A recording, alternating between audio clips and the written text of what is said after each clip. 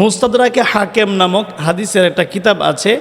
এই কিতাবে একটা হাদিস বর্ণিত হয়েছে। বিশ্বনবীর দরবারে এক সাহাবী এসে বললেন, ইয়া রাসূলুল্লাহ, আমাদের এলাকার একজন মহিলা আছেন, তিনি তুসল্লিল লাইলা ওয়া তাসুমু নাহারা, তিনি সারা রাত নামাজ আদায় করেন, সারা দিন তিনি রোজা রাখেন, সারা বছর রোজা রাখেন, কিন্তু প্রবলেমটা হচ্ছে ওয়াফি লিসানিহা শাইউন, তার ব্যবহার ভালো না, তিনি বকাঝকা করেন, এলাকার মানুষদেরকে অতিষ্ঠ করে ফেলছেন। বিশ্বনবী বললেন, লা খায়রা ফিহা হিয়া ফিন্নার, এই মহিলার ব্যবহার যেহেতু ভালো না, সেহেতু সে দিনদারি বলতে আসলে কিছুই বুঝেনি, সে জাহান্নামে যাবে। নাউযুবিল্লাহি মিন যালিক।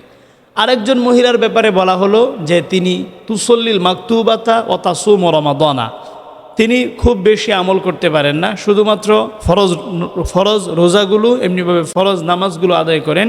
বিশ্বনবী বললেন, হিয়া ফিল জান্নাহ, তার ব্যবহার যেহেতু ভালো, আখলাক যেহেতু ভালো, অতএব সে জান্নাতে যাবে।